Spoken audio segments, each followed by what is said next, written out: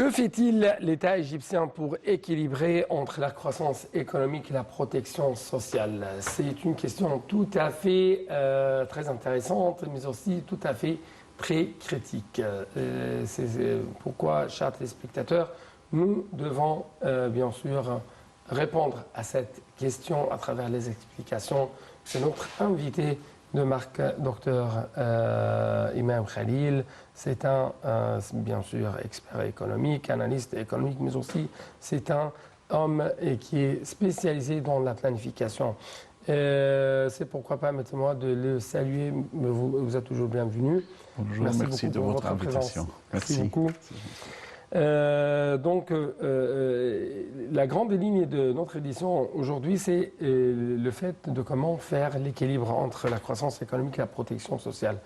L'Égypte essaye toujours, l'État égyptien, essaie toujours de prendre des trajets parallèles pour répondre aux besoins du peuple égyptien, que ce soit dans le domaine de la santé, des subventions, enseignement, taux de croissance, taux de développement, infrastructure, le taux d'emploi et ainsi de suite. Mais ce qui m'a vraiment attiré l'attention dans les derniers jours, bien sûr, c'était un tweet qui a été fait par le président égyptien Fattah al-Sisi après son arrivée de New York et qui a porté sur les subventions aux revenus limités. Et selon lui, il suit personnellement et de près les catégories qui sont subventionnées. Bien sûr, il faut savoir que les indices économiques, ils présentent l'état de santé de l'économie, c'est-à-dire toutes les croissances économiques, l'inflation, le taux de chômage et tout ça, le taux d'intérêt. Mais il reste un autre rôle à jouer par l'État, c'est la tendance ou la politique sociale. Donc il faut toujours faire l'équilibre entre une économie en bonne santé comme l'économie égyptienne actuellement et une économie qui essaye bien sûr d'améliorer la vie quotidienne des citoyens égyptiens chaque jour. Ce qui était l'essence du message de notre président Abdel Fattah al-Sisi, qui, bien sûr, il a envoyé beaucoup de signes, il est toujours en train de penser aux citoyens qui sont moins favorables en termes de revenus annuels, mensuels. C'est pourquoi il a relancé, il suit de près tous les efforts présentés par l'État pour aider les familles moins favorisées. Il y a une location mensuelle de, si je me souviens, de, je crois, 900 livres égyptiens par mois pour ces familles. En plus de ça, le nombre de familles va augmenter selon la déclaration du Premier ministre Dr Madbouli, qui est relancé qu'il va intégrer bientôt environ 1,5 million de familles égyptiennes dans ces mesures de subvention pour bien sûr aider une certaine catégorie de l'économie, dans l'économie égyptienne, d'avoir un pouvoir d'achat et une vie décente comme les autres, bien sûr. Oui. Donc, mais est-ce que nous pouvons dire que le gouvernement égyptien essaie actuellement de rectifier, de rectifier un peu plus le trajet de l'économie égyptienne en ce qui concerne la protection sociale, parce que bien sûr, il y avait un programme de réforme, si je puis dire, très dur pour les Égyptiens, un programme de réforme économique bien sûr, et il y avait des mesures très nécessaires qui ont été prises. Est-ce que vous trouvez que de telles réactions de la part du président, de la part du gouvernement, ce qui concerne la subvention, ce qui concerne, même on va passer en revue les systèmes d'assurance maladie, ce sont des mesures tout à fait nécessaires, tout à fait efficaces afin de satisfaire un peu plus le citoyen, d'alléger sa vie ou les souffrances dans sa vie quotidienne? J'ai déclaré depuis environ 3 ans de ce plateau que les réformes économiques sont de coûts très importants qui doit être supporté par toutes les catégories des citoyens égyptiens. Ouais. C'est pourquoi le président Abdel Fattah el-Sisi utilise toujours les phrases que les peuples égyptiens sont les héros de réformes économiques. Ils comptent toujours sur leur conscience. Exactement, parce qu'ils ont supporté toutes ces réformes. Et maintenant, je crois, on arrive à une étape très importante, celle-ci de commencer à partager les fruits de ces réformes. Ce que le gouvernement essaye aujourd'hui de mettre plan d'urgence pour toutes les subventions sociales dirigées vers certaines catégories. Et cette subvention qui va englober ensemble l'éducation, la santé, la création de nouvelles opportunités de travail pour la jeunesse. Et aussi dans le domaine dans tous les domaines, si vous voulez. Et ça, c'est le message qu'on les voit maintenant très clair de la part de notre président et du gouvernement. Oui, mais encore une fois, ce qui m'a attiré beaucoup l'attention, c'est ces paroles faites par le président, par exemple. Je cite, « Nous voulons rassurer les citoyens parce que je suis personnellement l'affaire et je vous confirme que le gouvernement s'engage pleinement à prendre les mesures nécessaires pour sauvegarder les droits des citoyens simples dans le cadre de son engagement à réaliser l'intérêt du citoyen aussi bien que celui de l'État. » Oui, exactement. En fait, il faut savoir aussi que toutes les politiques de subvention vers les citoyens égyptiens, ce n'est pas ne sont pas ni aujourd'hui, c'est intégré dans les stratégies de 2030 qui met en place un système de développement durable qui prend en compte d'un côté la performance économique et de l'autre côté la performance sociale pour avoir, bien sûr, pour lutter contre la grande différence entre des catégories en Égypte, c'est-à-dire il y a le riche, il y a le pauvre avant ces réformes. Maintenant, je crois, on a des politiques de refaire de nouveau la catégorie moyenne des siens qui va être capable de faire de bonnes éducations pour les enfants, d'avoir un bon système de santé, qui avoir minimum de revenus aussi dans le cas de ne pas avoir assez de revenus de travail. Oui. Bien sûr, durant toujours les derniers jours, le président a fait une autre réunion ou même une autre déclaration en ce qui concerne le nouveau système d'assurance maladie. Et bien sûr, le chef de l'État a donné ses directives pour présenter des services de qualité aux citoyens en ce qui concerne les services sanitaires. Donc c'est un autre signe en ce qui concerne la protection sociale. Ce qu'on appelle le développement humain, car l'homme, c'est la base de développement économique, bien sûr. Et pour avoir des hommes capables de travailler, d'être productifs dans notre société, il faut bien sûr trouver un système de santé très efficace. Il faut aussi augmenter la qualité de ces services présentés pour les gens dans les hôpitaux publics et tout ça.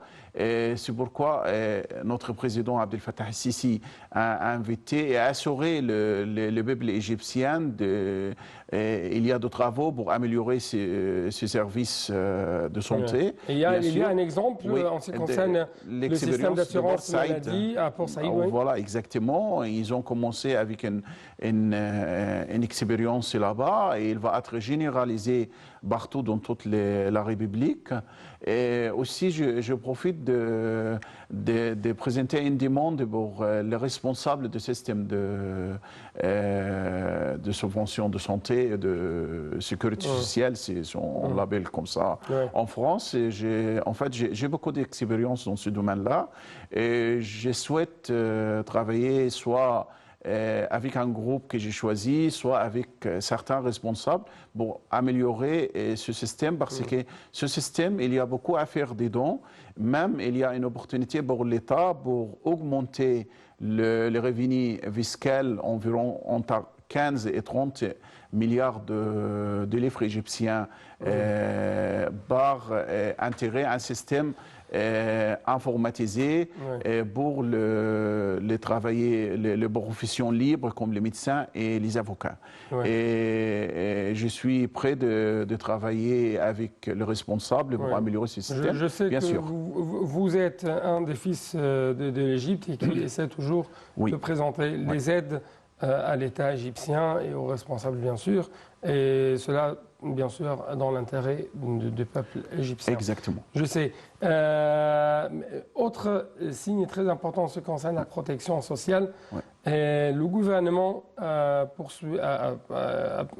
poursuit toujours sa guerre contre les bidonvilles. C'est pourquoi on trouve que le Premier ministre, Dr Moussa Madbouli, s'est rendu sur le chantier de la ville intitulée Ensemble, dans le quartier d'Assalam au Caire, en compagnie bien sûr d'autres ministres. Et ce projet vise à assurer des logements aux habitants des bidonvilles. Donc la lutte contre les bidonvilles et en développement le capital humain. C'est-à-dire changer le paysage. Changer le paysage va mener bien sûr à changer la psychologie, à changer la mentalité et ainsi de suite. En fait, c'était une politique très importante, surtout dans la ville de Caire. Je commence par cette ville-là parce que la ville de Caire a beaucoup de caractères historiques, soit islamique, chrétien et pharaonique. Donc cette ville a besoin, bien sûr, de remettre en valeur. Et c'est pourquoi le gouvernement, par exemple, commence par certains quartiers dans le cœur ancien, le cœur islamique, je veux dire, pour essayer de changer le visage, le visage de cette ville, en donnant des logements adapté pour les gens qui habitent là-bas. Et après, l'État prend le mesure de construire de nouveau des quartiers qui correspondent maintenant à l'environnement et toutes les recommandations pour avoir un quartier adapté avec les nouvelles technologies et tout ça. Par exemple, si vous voyez le quartier dernier Masbirou, par exemple, moi en tant que citoyen, j'attends le jour de voir ce quartier parce que ce sera une expérience importante de faire retravailler plusieurs quartiers bidonvilles au Caire. Bien sûr, nous allons arriver à une information tout à fait importante en ce qui concerne les prix du carburant. Mais avant cela, permettez-moi de vous présenter un autre signe en ce qui concerne la protection sociale. C'est bien sûr la mise en œuvre d'une initiative intitulée Vie décente.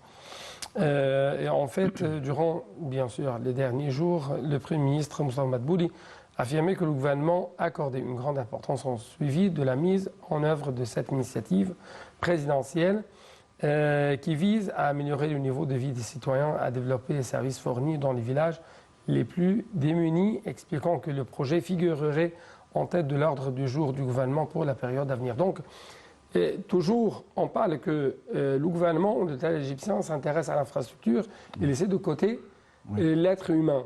Mais d'après ce qu'on voit, d'après même les chiffres et les figures qui ont été publiés par le gouvernement égyptien, non, ce n'est pas une fête, ce n'est pas un fait ou une réalité, mais c'est toujours, il y a des lignes parallèles à suivre. Et c'est pourquoi même Dr Moussa Madbouli a dit que 500 millions de livres égyptiennes seraient alloués par l'organisme des petites et moyennes entreprises aux habitants de ces villages les plus démunis sous forme de petits et micro-prêts. près. Oui, Donc, exactement. oui. Donc, une vie décente, la création Oui. d'emplois. Bien sûr, pour avoir une vie décente pour les citoyens, il faut mettre plusieurs politiques qui travaillent en parallèle. C'est-à-dire, vous avez accepté que l'État a donné beaucoup d'attention de refaire l'infrastructure en Égypte pour améliorer les routes, pour améliorer les services publics et tout ça. En même temps, l'État est maître de politiques pour encourager les petites et moyennes entreprises, même les micro-entreprises, ce qu'on appelle les finances, les microfinances. C'est une politique, bien sûr, qui est très favorable pour encourager les gens de sortir de leur village, de leur coin, pour faire des petites ou moyennes usines, pour avoir des gens productifs qui participent dans notre développement économique. Et tout ça, c'est une politique qui trouve plein d'opportunités de travail pour le jeune, surtout, qui ne trouve pas assez de finances. Surtout, le taux d'intérêt pour ce type de projet sont très bas. Donc, c'est un encouragement de la part du gouvernement. En même temps, par exemple, le Premier ministre il a insisté qu'avoir un minimum de salaire, c'est une condition très importante pour bien sûr garder la vie décente pour le maximum des gens en Égypte. C'est pourquoi il y a certaines institutions qui ne pratiquent pas le salaire minimum, et notre Premier ministre il a invité toutes ces institutions dans leur déclaration à régler, bien sûr. Et ça, bien sûr, ça améliore la vie de plein de familles égyptiennes. Bien sûr, et renforce le pouvoir d'achat, qui renforce aussi la politique de production pour, bien sûr, répondre à cette augmentation de pouvoir d'achat des citoyens égyptiens. Donc, vous trouvez que le fait que le gouvernement essaye de renforcer de plus en plus même le pouvoir d'achat, afin de faire quoi? Bien sûr, augmenter le pouvoir d'achat, c'est le principe, c'est-à-dire quand on lutte contre l'inflation, le taux d'inflation qui était chuté en Égypte depuis 3 ou 4 ans, c'est arrivé même pratiquement 34,5%. Maintenant, il est moins de, je crois, de 10%. Donc, ce taux d'inflation monte, bien sûr, l'augmentation des valeurs des livres égyptiens, en parallèle, l'augmentation du pouvoir d'achat des citoyens, ce qui encourage les petites et moyennes entreprises, même les grandes entreprises, d'augmenter leur production pour répondre aux besoins de consommateurs et pour répondre aussi aux besoins de marché extérieur. Ça augmente aussi l'exportation d'une façon indirecte, si vous voulez. Avant d'arriver à la transformation numérique, et bien sûr, même les prix de carburant, le Premier ministre égyptien, Dr Moussa Madbouli, a précisé devant le Parlement égyptien, dans un discours qu'il a prononcé durant les derniers jours, que sa préoccupation majeure restait la réalisation de la stabilité et de la sécurité pour relancer le développement. Donc, c'est la priorité numéro 1. Bien sûr, la priorité numéro 1 pour le président Abdel Fattah el-Sisi, depuis son arrivée au pouvoir, c'était trouver la sécurité, surtout la sécurité politique, bien sûr, en Égypte. C'est un objectif qui était fait avec grande réussite, parce que c'est la base de développement, de faire des développements économiques ou développement durable, avoir des stabilités. On ne peut pas avoir des investisseurs des pays étrangers qui viennent de mettre l'argent ici pour le projet d'usine, n'importe, sans avoir la sécurité. Et maintenant, quand on voyait les plupart de même tous les agences de prestige de boîtes de consultation, la Banque mondiale, l'Organisation mondiale du commerce, tous les rapports économiques sortis par ces organisations sont favorables pour l'économie égyptienne qui mettent en perspective, l'avenir de notre économie, qu'on peut garder le taux de croissance plus élevé de 5,3%. On peut garder notre avantage pour l'investissement étranger. Nous sommes toujours le premier dans le continent africain. Et tout ça, bien sûr, la troisième année consécutive, bien sûr. Et tout ça, bien sûr, ça vient après la sécurité et bien sûr la stabilité de sécurité. Et ensuite, ça revient à la stabilité économique qu'on a discuté plusieurs fois. En ce qui concerne la performance de notre économie sur tous les indices de croissance. Oui, mais bien sûr, il y avait un indice tout à fait intéressant, c'est le taux de chômage qui a diminué à 7,5%. 7,5%. 7,5%. C'est une grande réussite aussi, surtout quand vous avez moins de chômage, vous avez moins de problèmes dans la société. Parce que dès le chômage arrive à certains chiffres, 20%, 30%, malheureusement, on peut avoir, entre guillemets, beaucoup de problèmes sociaux entre tous les citoyens. Mais maintenant, arriver à une limite 7,5%, c'est vraiment une grande réussite pour le gouvernement qui essaye toujours, avec le concept de créer de grands ou gigantesques projets économiques actuels. Je crois, je suis même optimiste de encore avoir de chute dans cet indice dans les 2 années qui viennent. Ouais. L'un des indices ou des mesures qui ont été prises en ce qui concerne la protection sociale, c'est au début d'octobre, la commission d'établissement automatique des prix des produits pétroliers a décidé de baisser, bien sûr, de 25 piastres le litre d'essence à la pompe pour se stabiliser à 6,5 livres égyptiennes par litre de l'essence et avec l'indice d'octane 80 à 7,75 livres égyptiennes litre octane 92.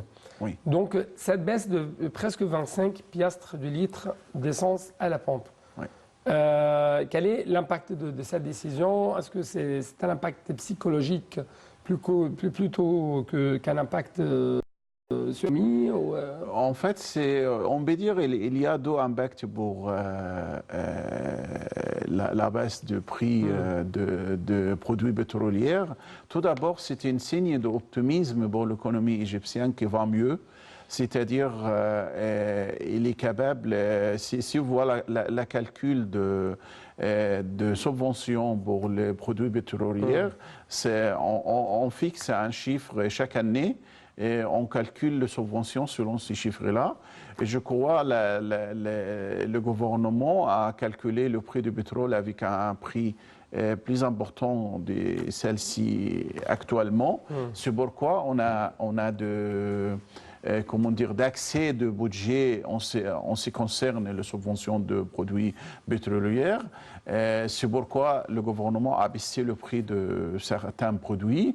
Ça, c'est une chose. Deuxièmement, bien sûr, ça aide aussi surtout les catégories qui utilisent l'essence ou le gasoil dans leurs voitures, d'économiser aussi et augmenter leurs revenus mensuels en profitant de cette politique. Oui.